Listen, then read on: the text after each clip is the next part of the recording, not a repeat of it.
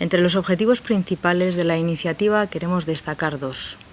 Posicionar a Getxo y Sopela, remarcar la colaboración que estamos teniendo entre estos dos municipios como un foco de referencia y tractor del sector,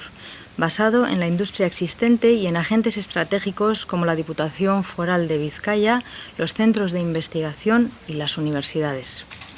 Y, por otro lado, queremos liderar el desarrollo del surf en Vizcaya y potenciar el desarrollo profesional en el surf como un sector atractivo para el emprendimiento y para la captación de empresas del sector a Vizcaya. Entre las 15 iniciativas queremos destacar las siguientes: la realización de un programa formativo específico para las empresas de este sector, el ordenamiento de las actividades en las playas,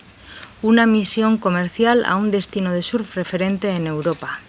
la colaboración cruzada en los eventos destacados de cada municipio o la construcción de un grupo de trabajo permanente o una caracterización del sector con el fin de conocer su impacto y retos del futuro. Desde el Ayuntamiento se está trabajando ya desde el año pasado, desde el año 18, desde el Departamento de Empleo y Turismo, la regulación de las playas de baño y surf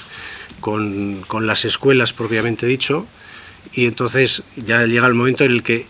una vez creada la mesa de surf que se hizo en el Ayuntamiento de Sopela, debemos, como no puede ser de otra manera, colaborar, porque incluso compartimos playa, colaborar para que se desarrolle este sector que es tan importante para nosotros y que solos pues posiblemente no lo podríamos desarrollar, y creo que colaborar con Getxo y con otras instituciones es básico para nosotros.